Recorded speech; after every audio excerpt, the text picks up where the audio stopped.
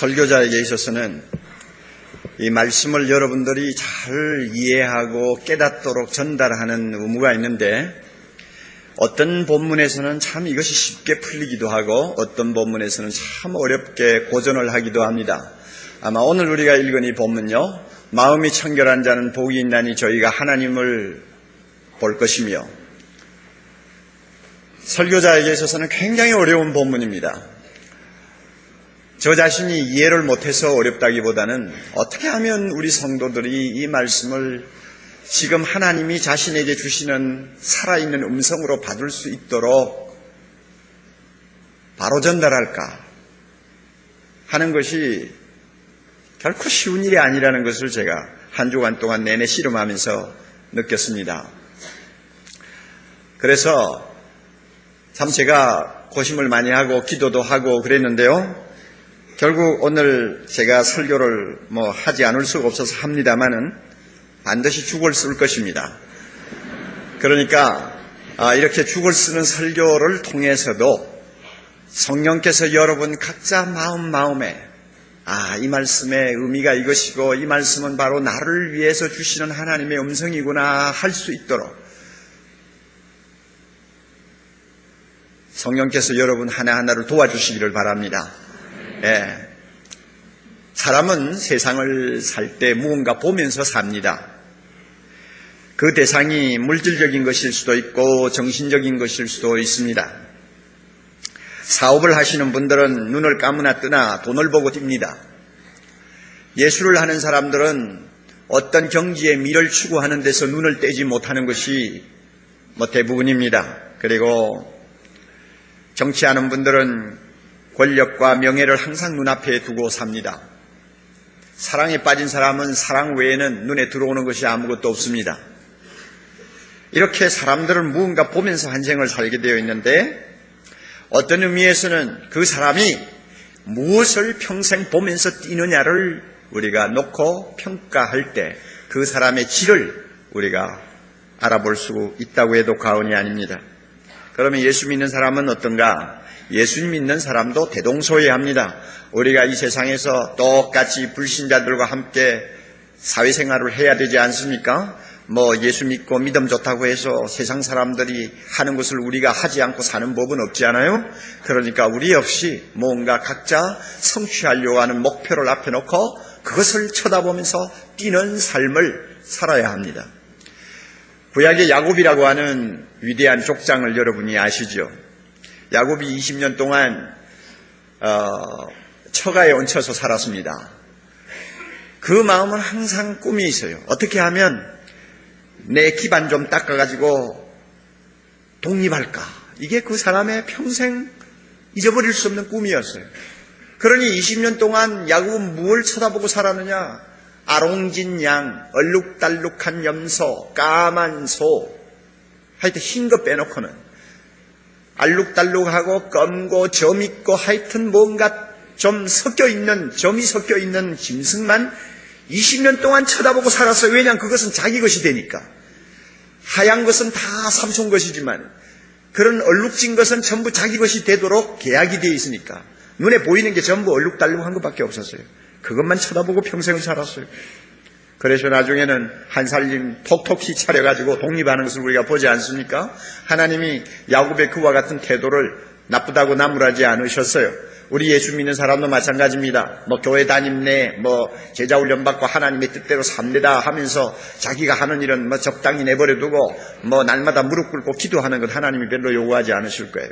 우리도 경쟁 사회에서 앞을 내다보고 내가 세운 목표를 쳐다보고 집중해서 뛰어야 합니다. 공부하는 사람은 공부하는 일에, 사업하는 사람은 사업하는 일에, 여러분 공무원은 공무원으로, 가정주부는 가정주부로 앞을 향해서 열심히 뛰어야 됩니다.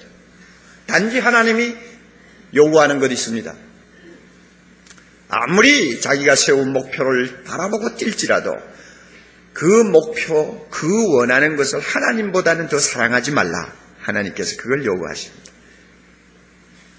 그러니까 우리가 세상 사람하고 다를 바가 없어요. 똑같이 세상 사회생활을 해야 되니까요. 그런데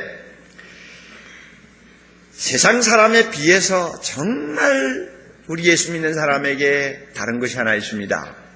그것이 뭐냐면 하나님을 볼 수 있는 눈을 가지고 있다는 것입니다. 이것은 육신의 눈을 이야기하는 거 아닙니다. 정신적인 눈을 이야기하는 거 아닙니다. 이것은 마음의 눈을 가리켜서 하는 말입니다. 성령께서 우리 마음의 눈을 열어서 예수님을 나의 구주로 고백하게 하는 것을 일컬어서 소위 거듭나는 사건이라고 말합니다. 성령이 우리를 거듭나게 하십니다. 그래서 주님이 말씀하셨죠. 내가 진실로 진실로 너에게 이르노니 사람이 거듭나지 아니하면 하나님 나라를 볼 수 없느니라. 이 말씀을 바꾸면 누구든지 성령으로 거듭나면 하나님 나라를 볼 수 있느니라. 이 보는 눈은 무슨 눈을 가리킵니까? 심령의 눈을, 마음의 눈을 이야기합니다. 마음의 눈이 열려요. 하나님 나라를 본다는 말은 예수님을 본다는 말이요, 예수님을 본다는 말은 하나님을 본다는 말입니다. 하나님을 보는 사람이 됩니다. 여러분, 이 눈을 가지고 계십니까? 대답이 신통치 않으시네요. 이 눈을 갖고 계세요? 아멘. 그러니까 이 자리에 나오셨잖아요. 뭘 쳐다보고 여러분은 지금 예배를 하는 것입니까? 설마 옥목사 보고 예배하는 거 아니잖아요. 보이지 않는 하나님을 우리가 보기 때문에 이 자리에 나와 예배 드리는 것입니다. 그러니까 우리에게는 하나님을 보는 눈이 있어요. 오늘 우리가 읽은 말씀도 그렇지 않습니까? 마음이 청결한 자는 복이 있나니 저희가 하나님을 볼 것이요. 마음으로 하나님을 본다 그 말입니다. 마음의 눈으로 하나님을 보는 것은 복되고 행복하다. 주님께서 말씀하시는 것입니다. 우리에게 이 마음의 눈이 있습니다. 예수님께서 제자들 보고 이런 말씀을 하셨죠. 이것은 우리 자신을 보고 하는 말씀입니다. 마태복음 13장 16절 너희 눈은 봄으로 복이 있다. 너희 눈은 들음으로 복이 있다. 너희는 봄으로서 복이 있다. 그 본다는 눈이 뭡니까? 마음의 눈을 이야기합니다. 자, 그런데요, 다 여러분 이해를 하시겠지만 마음의 눈으로 본다는 걸 조금 더 설명할 필요가 있다고 생각합니다. 아는 것 같아도 이 굉장히 어려운 이야기입니다. 어려워요? 안 어려워요? 성가대 대답하세요. 어렵죠? 네, 어려워요. 보통 어려운 거 아니에요. 네, 어떻게 보면 저 자신도 모르는 소리를 하는지도 몰라요. 참 설명하기가 어려워요. 하나님을 본다. 조금 더 우리가 보충적인 설명이 필요합니다. 이 본다라는 것은 우리가 거룩하시고 영이신 하나님을 인격적으로 인지하고 경험하는 심오한 영적 세계를 표현할 때 쓰는 말입니다. 하나님이 거룩하시잖아요. 하나님이 영이시죠. 우리가 가까이 접근할 수도 없고 우리 몸의 눈을 가지고 파악을 할 수 없는 초월적인 존재입니다. 이 초월적인 존재를 우리가 인격적으로 경험하고 인지하기 위해서 무언가 말이 필요해요. 표현이 필요해요. 이것을 놓고 본다 하는 말을 씁니다. 성경에 보면 하나님을 본다는 소위 본다는 이 용어와 거의 비슷한 의미로 사용하는 말이 또 하나 있습니다. 그것은 안다 하는 말입니다. 하나님을 안다. 어떤 의미에서는 하나님을 본다, 하나님을 안다 하는 이 두 말은 거의 동일한 의미로 사용될 경우가 자주 있습니다. 그 예를 하나 제가 들죠. 여러분 지금 찾을 수 있습니까? 빨리 찾아보세요. 에베소 1장 17절 18절입니다. 신약 성경 311페이지를 펴시면 됩니다. 에베소 1장 17절 18절 참 어려운 말씀입니다. 19절까지 우리가 읽겠는데요. 한 목소리로 한번 읽으면서 성령의 깨닫게 하심을 여러분이 좀 받으시기를 바랍니다. 우리 주 예수 그리스도의 하나님 영광의 아버지께서 지혜와 계시의 정신을 너희에게 주사 하나님을 알게 하시고 너희 마음 눈을 밝히사 그의 부르심의 소망이 무엇이며 성도 안에서 그 기업의 영광의 풍성이 무엇이며 그의 힘의 강력으로 역사하심을 따라 믿는 우리에게 베푸신 능력의 지극히 크심이 어떠함을 너희로 알게 하시기를 원하노라 그랬죠. 사도 바울이 지금 로마 감옥에 갇혀 있습니다. 그곳에서 그가 사랑하는 에베소 교인들을 위해서 아침이고 저녁이고 그 차가운 돌바닥 위에 무릎을 꿇고 엎드려서 눈물을 흘리며 간절히 기도하는 내용이 바로 이것입니다. 그런데 이 내용을 가만히 보면 참 놀라운 말씀이 들어있어요. 에베소 교인은 이미 예수 믿는 신실한 성도들입니다. 그들은 하나님을 보는 눈이 있습니다. 하나님을 보고 사는 사람입니다.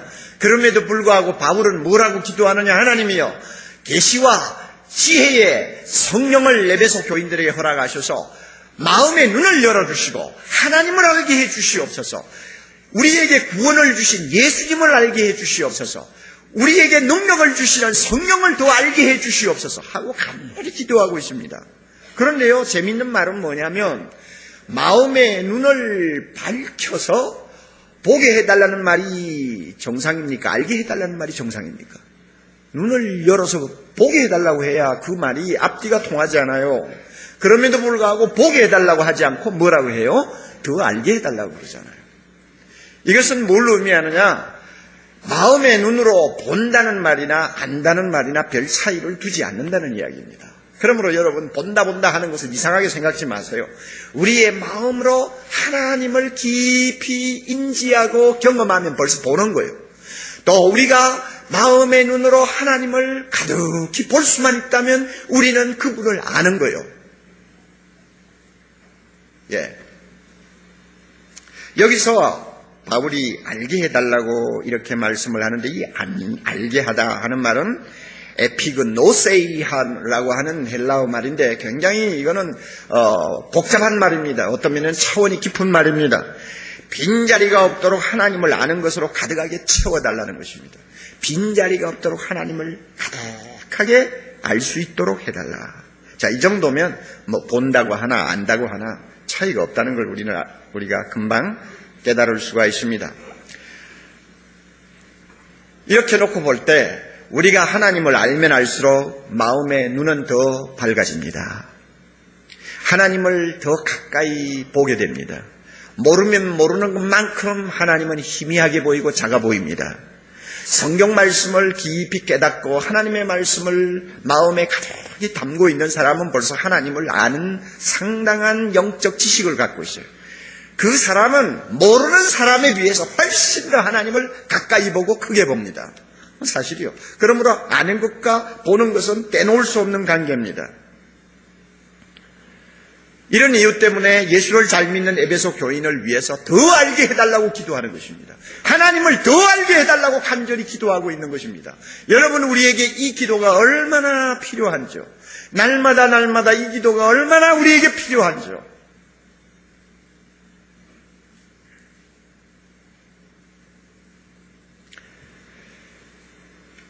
그런데 우리가 여기서 한 가지 꼭 또 명심을 해야 될 것이 있습니다. 예수님의 말씀에서 우리가 그 사실을 발견할 수 있습니다.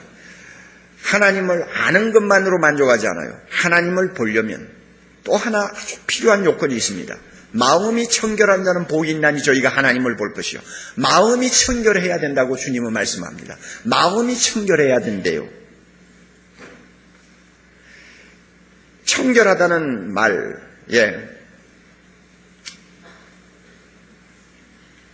두 가지 뜻이 있습니다. 우선 그 말 그대로 깨끗하게 하는 것을 말합니다. 우리 이 몸에 있는 눈은 하루에 한 25,000번 깜빡거린다고 그래요. 깜빡거리면서 뭘 하느냐? 눈물샘에서 나온 깨끗한 액을 가지고 우리의 안구를 계속 씻는 것입니다. 그래서 상당한 먼지 하나라도 남아있지 않도록 깨끗하게 씻어내요.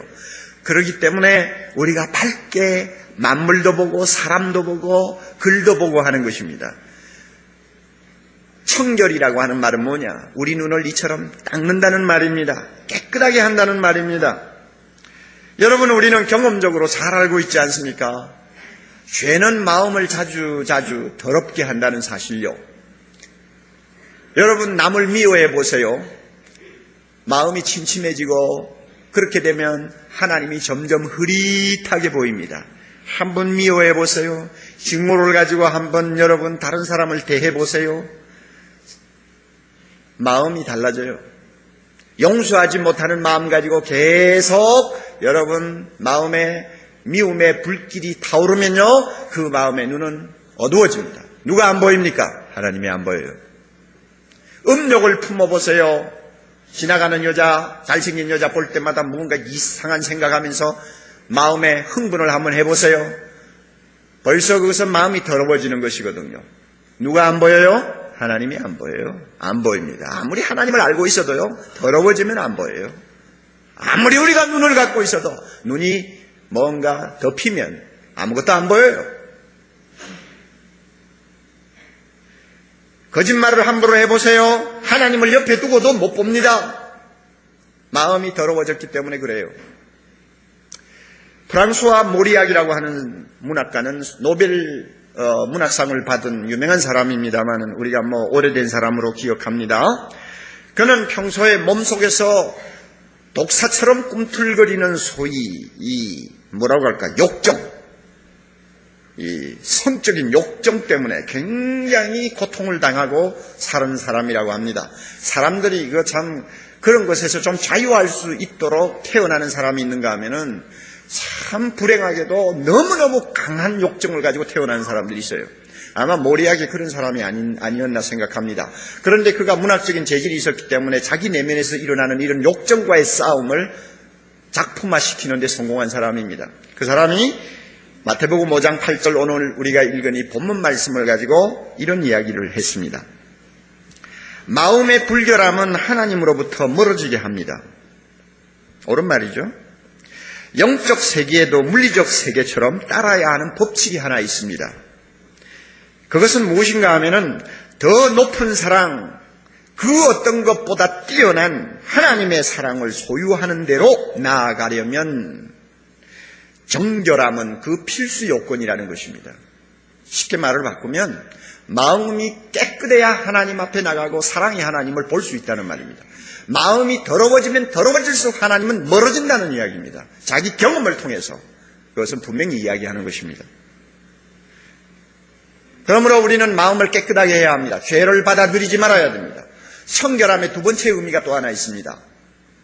마음이 갈리지 아니하는 것을 청결이라고 합니다. 다시 말하면 이중적이 아닌 마음, 위선적이 아닌 마음이 청결입니다. 이제 앞으로 우리가 함께 은혜를 받으려고 합니다마는 마태복음 6장 22절쯤 넘어가면 주님께서 이런 말씀을 합니다. 사람이 두 주인을 섬길 수 없다. 한 사람을 중히 여기든지 한 사람을 경히 여기든지 그래야지. 두 사람을 똑같이 섬길 수가 없다. 마찬가지로 하나님과 재물을 사람이 동시에 섬길 수 없느니라. 그 말씀을 하면서 바로 앞에 보면 뭐가 있는지 알아요? 눈이 어두우면 온몸이 어둡다. 눈이 밝으면 온몸이 밝다. 그러면서 두 주인 섬기는 문제를 이야기합니다. 이것은 뭘 의미하느냐면 마음이 갈리면은 하나님이 안 보인다는 이야기입니다. 하나님에게 마음 좀 주었다가 또 세상에 나와서는 돈의 마음을 주고 하나님을 똑바로 보아야 될 신령한 영안을 가지고 세상적인 잘못된 것들을 추구하면 벌써 마음이 갈려요. 그러면 하나님이 안 보여요. 왜냐하면 청결하지 못해요. 두 가지 생각을 한꺼번에 갖고 있으니까 마음이 하나님 보시기에 청결하지 못한 것입니다.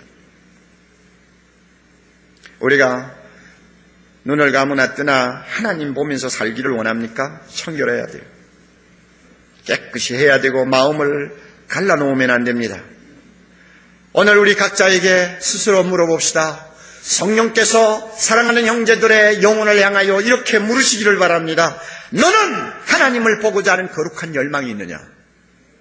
하나님을 보고 싶어하고 하나님을 더 가까이 다가가서 그분을 알고 그분을 보고 싶은 거룩한 열망이 너희 마음에 있느냐? 그렇다면 우리 마음을 더럽히는 것을 제거해야 합니다. 우리 마음을 갈라놓는 것을 우리는 금해야 합니다. 그래야만이 우리는 하나님을 보는 행복한 자가 될 수 있습니다. 킬케고르라고 하면 웬만히 공부를 하신 분은 기독교 철학자라는 것을 잘 압니다. 이 사람이 혼자 살다가 간 사람으로 알고 있는데요. 독신으로 있으니까 이 창녀들의 유혹을 자주자주 받았나 봐요. 언젠가 그가 참 마음에 드는 어떤 창녀 때문에 몹시 고통을 했습니다. 참 거기에 말려 들어가면 참 어려워진다는 것을 잘 알잖아요. 그런데 마음은 자꾸 끌리니까 이걸 어떻게 할 수가 없어가지고 몹시 고통을 당하다가 결국 일기장에다가 그는 이런 말을 썼습니다.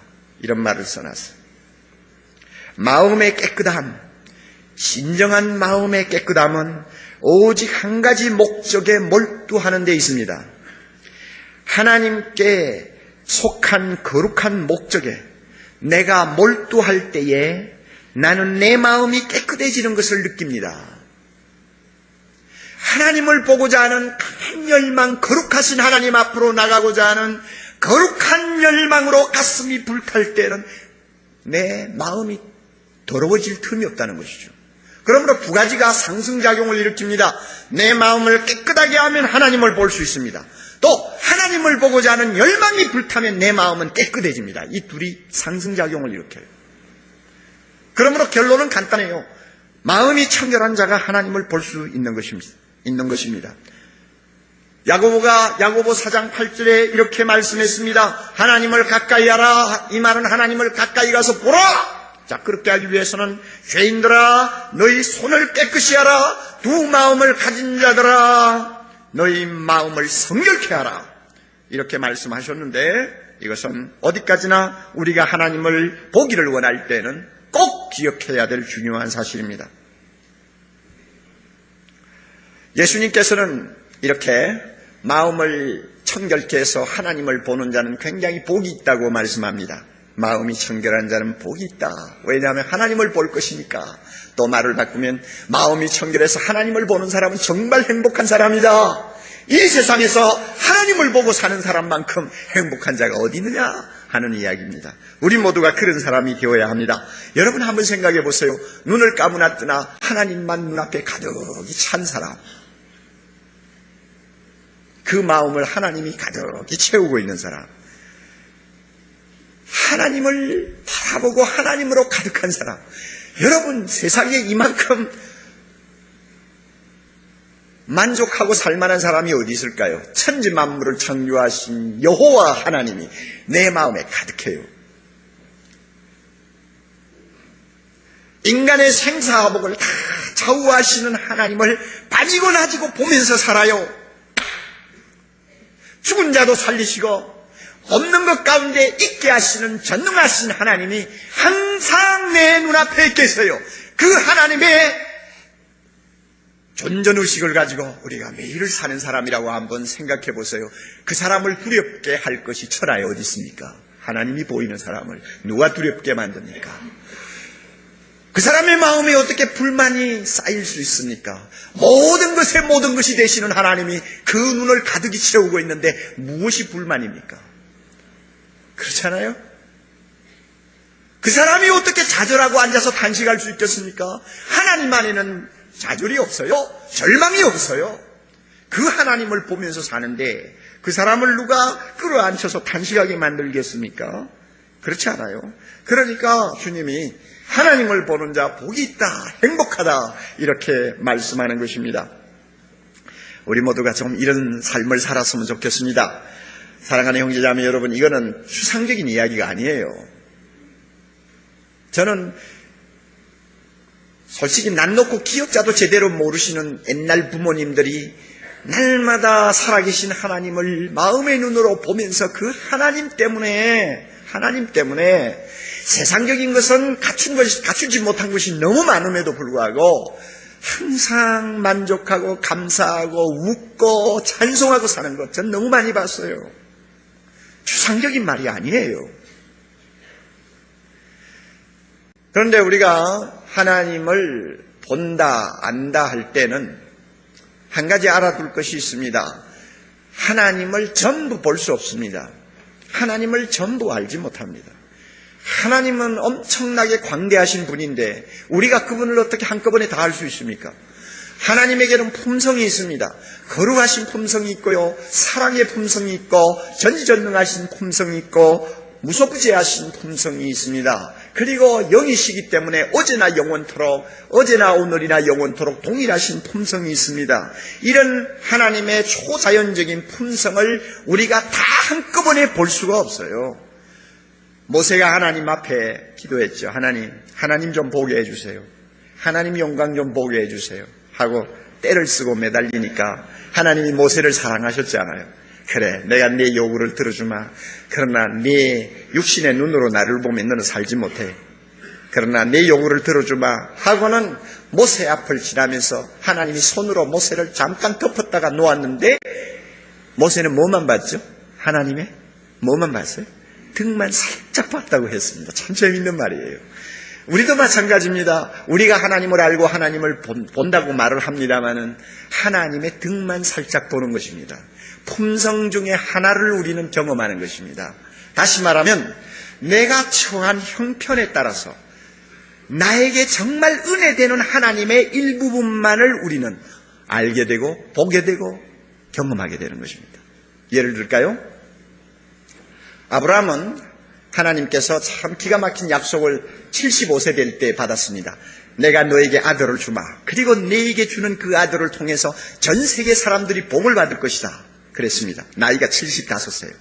그러면 나이로 봐가지고는 1, 2년 안에 아들 주셔야 마땅합니다. 그럼에도 불구하고 하나님은 25년 동안 가만히 계셨어요. 자, 기가 막힌 시련입니다.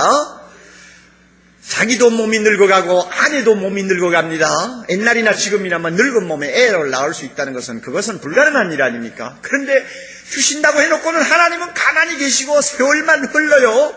자기들 몸은 자꾸 늙어가요. 자, 이럴 때 아브라함이 시도 때도 없이 본 하나님은 어떤 하나님일까요? 어떤 하나님이요? 로마서 4장 17절 보면 약속하신 그것을 능히 이루실 줄 아는 하나님, 그 하나님만 봤어요. 다시 말하면 성실하신 하나님, 전능하신 하나님만 날마다 쳐다보고 살았어요. 하나님이 약속하셔서 성실하신 하나님 절대 거짓말 안 하셔. 그러므로 그 하나님은 반드시 내게 아들 주실 거야. 그리고 그 하나님은 내가 늙은 몸이 되어 죽은 것 같이 될지라도 반드시 내 몸에서 생명이 태어나게 하실 전능하신 하나님이야. 이렇게 생각하고 하나님을 봤어요. 그러니까 성실하신 하나님, 전능하신 하나님만 25년 동안 쳐다보면서 살다가 드디어 이삭이라는 아들을 얻어서 전 인류가 복을 받는 메시아의 조상이 되었습니다. 그렇잖아요. 다윗의 예를 봅시다. 다윗은요, 정치망명을 할 때 사울에게 쫓겨다닐 때 얼마나 가난했습니까? 600여 명이나 되는 자기 추종자들을 데리고 날마다 산이고 들로 헤매고 다녀야 되니 눈만 뜨면 먹을 게 없는 거예요. 입에 풀칠하기도 어려운 거예요. 얼마나 가난했는지요. 그러니까 그때 그런 어려운 상황에서 다윗이 보는 하나님은 어떤 하나님입니까? 어떤 하나님이요? 목자처럼 푸른 초장으로 인도하시고 쉴만한 물가로 인도하시는 하나님이에요. 그런 하나님만 봐요. 자기 형편이 그러니까. 그래서 뭐라고 찬양했습니까? 여호와는 나의 목자시니 내게 부족함이 없으리로다. 다윗이 신하의 아내를 빼앗고 양심의 가책을 받아 밤이면 눈물로 요를 적시면서 단식하고 고통할 때, 그때 다윗이 밤이고 낮이고 눈을 뜨나 감으나 본 하나님은 어떤 하나님이요? 통회하고 잡아가는 심령을 기뻐하시는 용서하는 하나님, 용서해 주시는 하나님, 그 하나님만 쳐다보고 밤이고 낮이고 살았어요. 리빙스톤이라고 하는 유명한 선교사, 백인이 한 번도 발을 들여놓지 아니한 검은 아프리카 대륙을 홀로 들어가면서, 그리고 그곳에 복음이 들어갈 수 있는 길을 닦기 위해서 평생을 그 속에서 살다가 죽은 위대한 선교사 리빙스톤, 그가 검은 대륙을 향해서 들어갈 때 그가 본 하나님이 어떤 하나님인지 압니까? 내가 세상 끝날까지 너와 함께 있으마. 임마누엘의 하나님이었어요. 평생 그 무서운 정글 속에서 리빙스톤이 바라본 하나님은 그 하나님이요, 함께 하시는 하나님. 그러므로 승리했잖아요.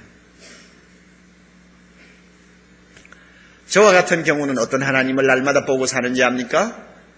뭐 하나님이 전능하시니까 전능하신 하나님, 치료하시는 하나님, 또 지혜로우신 하나님, 전부 욕심이 다 나지만 지난 몇 년 동안 저 자신이 여러 가지 참 심적인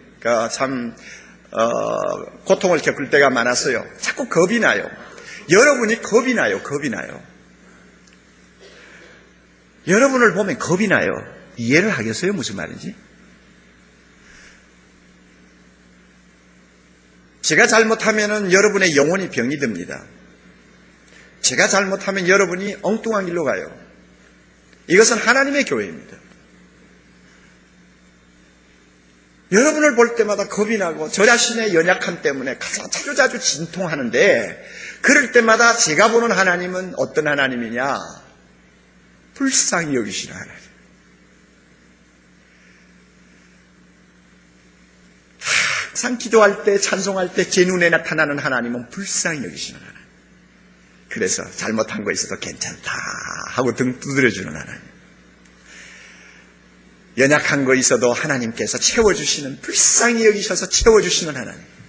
죄를 제대로 갚지 아니하시고 악을 악대로 징계하지 아니하시고 오래오래 참으시면서 항상 저를 불쌍히 여기시는 하나님이 제 눈에 가득합니다. 제 형편이 그러니까 그런 하나님이 제 눈에 보이는 거예요. 여러분은 어떤 하나님이 필요합니까? 어떤 하나님을 보아야 합니까? 날마다 어떤 하나님을 여러분이 알고 그 하나님을 보면서 살아야 하겠어요? 각자에게 물어보세요. 그 하나님이 눈에 보입니까? 아브라함처럼 눈에 보입니까? 다윗처럼 날마다 그 하나님을 보면서 삽니까? 리빙스톤처럼 그 하나님 때문에 살만 나는 인생을 여러분 걸어가고 있습니까? 옥목사처럼 그 하나님을 눈을 감으나 뜨나 떼놓을 수 없는 하루하루를 살고 있습니까? 그렇다면 여러분은 승리합니다. 그렇다면 여러분은 성공합니다. 위대한 설교자 스펄전이 하나님이라는 주제가 우리에게 크나큰 위안이 된다면서 이렇게 감격적인 말을 한 것이 있습니다. 제가 읽어드릴게요. 오, 그리스도를 묵상하는 것에는 모든 상처를 치유하는 치유제가 있습니다. 하나님 아버지를 명상하는 것에는 모든 슬픔을 근절시켜주는 것이 있습니다. 성령의 감화력 안에는 모든 아픈 것을 잊게 해주는 진통제가 있습니다. 여러분의 슬픔을 잊고자 합니까? 여러분의 염려들을 잊고 싶습니까? 그렇다면 신성의 깊고 깊은 바다, 하나님을 보는 깊고 깊은 바다에 잠겨 보십시오. 하나님의 광대함에 몰두해 보십시오. 그러면 여러분은 편히 쉬다가 나오는 사람처럼 기운이 나고 생기가 돌 것입니다. 저는 하나님을 열심히 묵상하는 것보다 더 영혼의 위로를 주는 것을 알지 못합니다. 슬픔과 비탄의 굽이치는 파도를 그처럼 진정시키며 시련의 바람들을 평온하게 해주는 것을 알지 못합니다. 참 아름다운 고백이죠. 쉽게 간단하게 표현하면 하나님을 더 알고 하나님을 가까이 가서 보는 사람은 마음의 병을 싹 쓸어낸다는 말입니다. 건강한 신앙생활은 무엇입니까? 거룩하신 하나님을 보고자 하는 열정의 연속입니다. 건강한 신앙생활이 뭡니까? 하나님을 더 많이 알고자 하는 갈망의 연속입니다. 우리가 왜 창조되었습니까? 하나님을 알기 위해서입니다. 우리가 왜 살고 있습니까? 거룩하신 하나님을 알기 위해서입니다. 영생이 무엇입니까? 하나님을 아는 것입니다.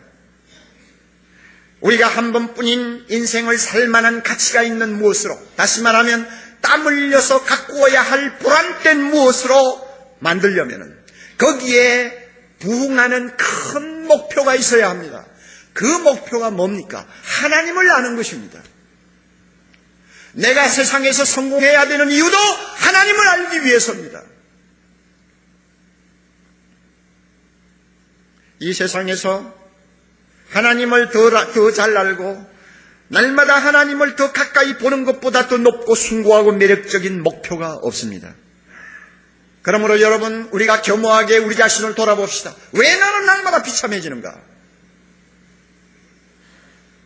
눈에 누가 안 보이기 때문이요? 하나님이 안 보여서 그래요. 우리는 왜 날마다 힘을 잃어버리고 주저앉는가? 전능하신 하나님이 눈에 안 보여요. 이유가 어디 있는가를 찾자고요. 우리의 마음이 정결하지 못할지 몰라요. 뭔가 더러워져 있어요. 마음이 갈려 있어요. 그러니까 하나님이 보여도 희미하게 보여요. 희미하게 보이는 게 무슨 의미가 있습니까? 보나만 하죠. 그게 무슨 나에게 힘을 줄 수 있고 나로 하여금 용기를 갖게 하며 소망을 갖게 할 수 있습니까? 희미하게 보이는 하나님이 무슨 의미가 있어요? 우리가 원인을 찾아야 합니다.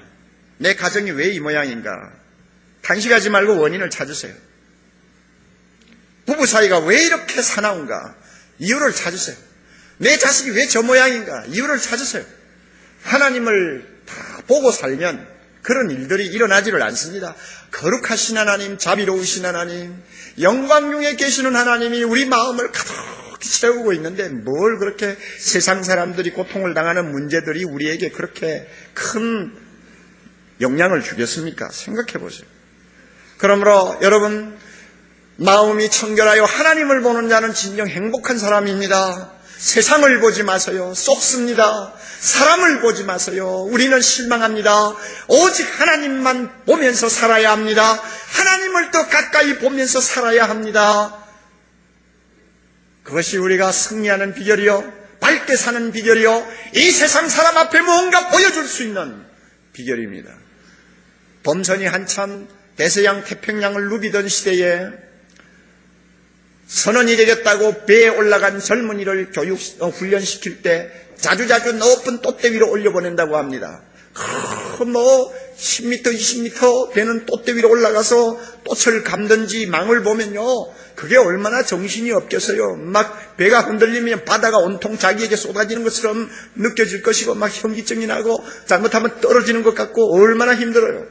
그래가지고 어떤 데는 비명도 지르고 야단복석을 치나 봐요. 처음 배를 탄 젊은이들은.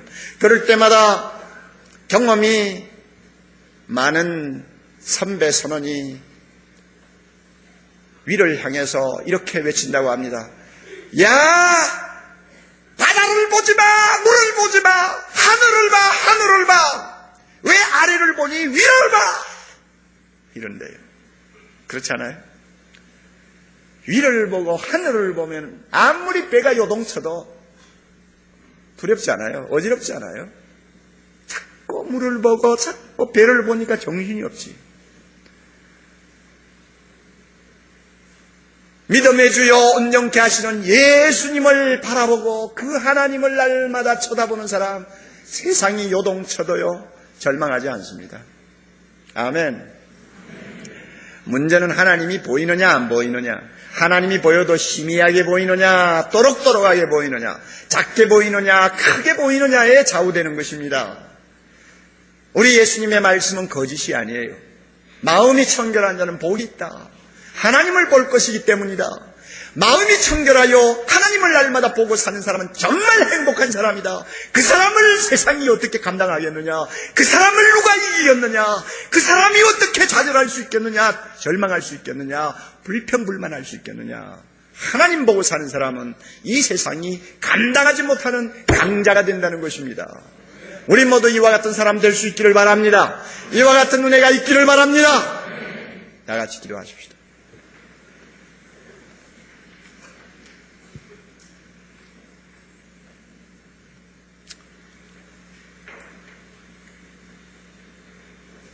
지혜와 계시의 영이신 성령이여, 이 시간 머리 숙인 우리 모두에게 임하셔서 우리 마음의 눈을 밝게 열어주시기를 바랍니다. 하나님은 온 우주에 충만하시고 하나님은 우리 마음에 충만하시지만 우리는 너무나 많은 시간을 하나님을 보지 못한 채 살고 있을 때가 많이 있습니다. 주여, 우리의 마음이 더러워지고 우리의 마음이 갈려서 청결하지 못하기 때문에 하나님이 보여도 희미하게 보일 때가 많고 작게 보일 때가 많아서 세상을 보다 사람을 보다 땅을 보다 하면서 우리는 자주 절망하고 자주 불평하고 자주 공포에 휩쓸릴 때가 많이 있습니다. 주여, 이 시간 기도합니다. 우리의 눈을 열어 주시옵소서. 우리의 눈을 깨끗하게 해 주시옵소서. 우리의 죄를 회개합니다. 우리의 잘못을 회개합니다.